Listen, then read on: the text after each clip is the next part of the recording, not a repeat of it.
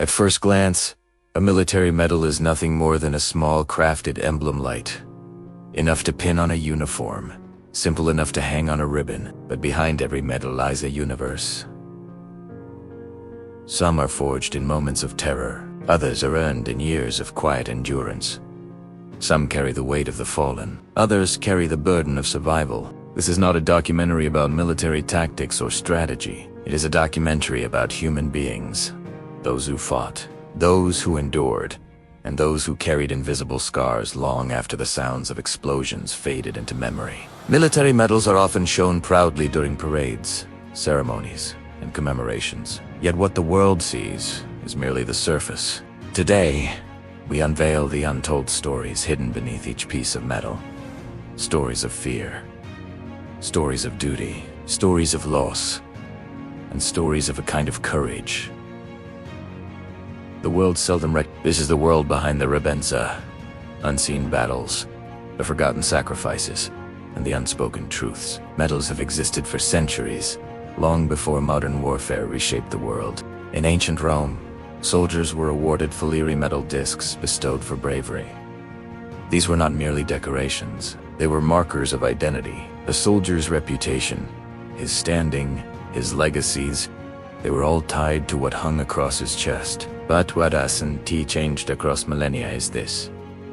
A medal is worthless without the story behind it. Across time, every army, every nation, every conflict each had its own way of honoring sacrifices. But what cannot be standardized is the human experience that creates the need for such honor. Behind the first medals were men who charged into battlefields not for glory, but because the world they lived in demanded it.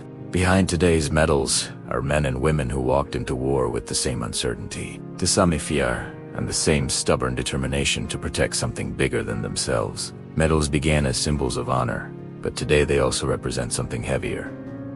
Trauma, memory, responsibility, and the ghosts of war. A medal often represents a single momentous decision made in seconds that determines life or death. Yet to understand that moment, we must look at the moments before. Imagine a soldier crouched behind rubble, the ground vibrating with every explosion, the air shaking with gunfire.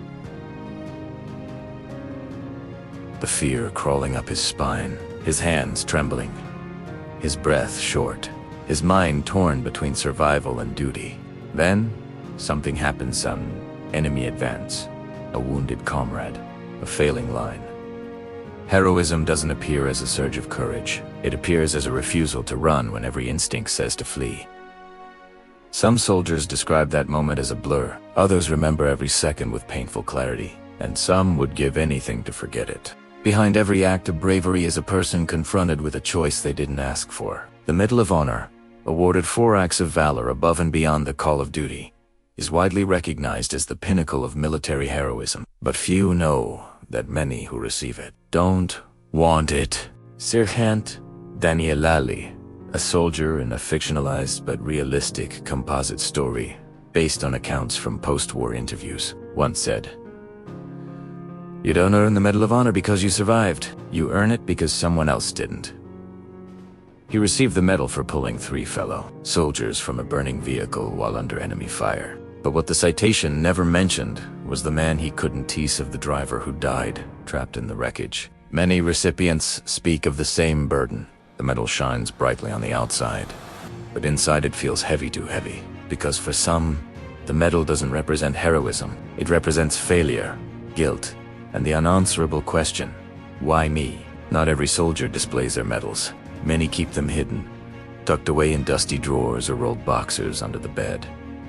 Not out of shame, but out of pain. Corporal Elias Navarro, another composite narrative built from real veteran testimonies, received a commendation for rescuing civilians during a siege. But for years, the medal stayed in a cigar box he never opened. Why? Because the medal reminded him of the child he couldn't reach in time. Every time he looked at it, he remembered the screams, the smoke, the chaos. For some veterans, medals are not symbols of pride. They are reminders of the worst day of their lives. Not all acts of bravery are recognized. Not all sacrifices are documented. Some heroes never receive medals because their stories are never told. There are soldiers who carried wounded comrades for miles without a witness. There are radio operators who transmitted final messages as their bunkers collapsed. There are medics who stabilized dozens under fire, but never saw their names engraved on citations. Sometimes the bravest soldiers are those who returned home without who survived battles both external and internal. Soldiers whose families never fully understood the wars raging inside them. These unrecognized warriors remind us that heroism does not require a medal, only a moment of selflessness. Among the least decorated but most vital are military medics, the silent heroes who walk into gunfire not to take lives, but to save them. A medic's medal often represents not one act, but dozens, sometimes hundreds of moments when they stood over wounded soldiers, applying tourniquets, performing chest compressions, shouting, "Stay with me," while bullets cracked inches away. One composite story tells of medic first class Adrian Wolf. His citation recorded the lives he saved. What it didn't record were the ones he held in their final moments, whispering words of comfort, calling them by name, promising to tell their families they fought bravely.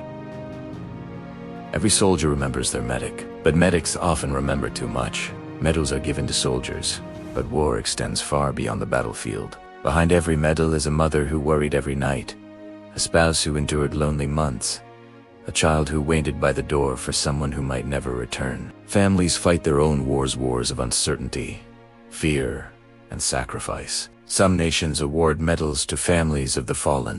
These medals are often the heaviest of LB, because they symbolize a life cut short. Behind the folds of ceremonial flags are tear-stained memories. Behind every framed medal on a living room wall is a family who lost a hero. People often romanticize bravery, imagining it as a fearless charge or a dramatic rescue.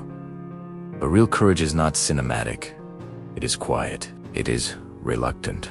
It is born from responsibility, not desire. Courage is the soldier who runs into fire because someone called for help. Courage is the officer who holds the line while terrified inside. Courage is the pilot who completes a mission despite the shaking of his hands. But courage has a price. Many return from war with invisible wounds, PTSD, survivor's guilt, depression.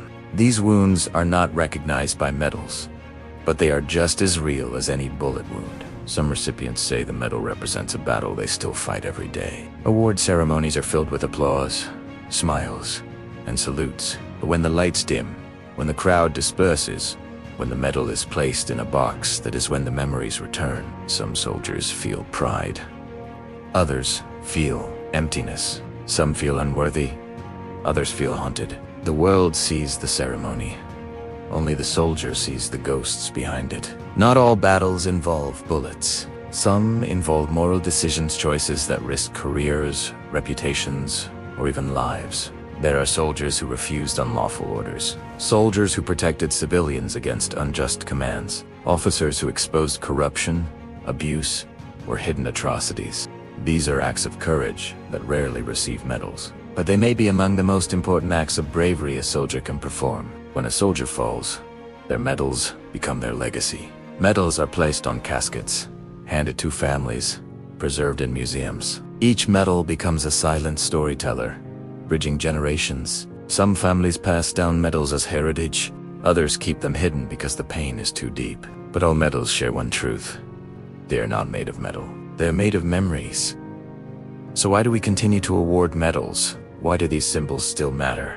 Because medals remind us that ordinary people can do extraordinary things. Because medals preserve the memory of those who stood between danger and safety. Because without stories of sacrifice, history becomes cold and hollow. And because, above all, medals honor not just what soldiers did, but what they were willing to do. Behind every military medal lies a story worth telling. Story of courage, fear, sacrifice, and humanity. Some stories are loud, some are quiet, some are celebrated, some are forgotten. Today, you have heard not the official citations, not the polished summaries, but the invisible narratives behind them. When you see a medal again, whether on a veteran's chest or displayed in a museum, remember, that medal carries a life.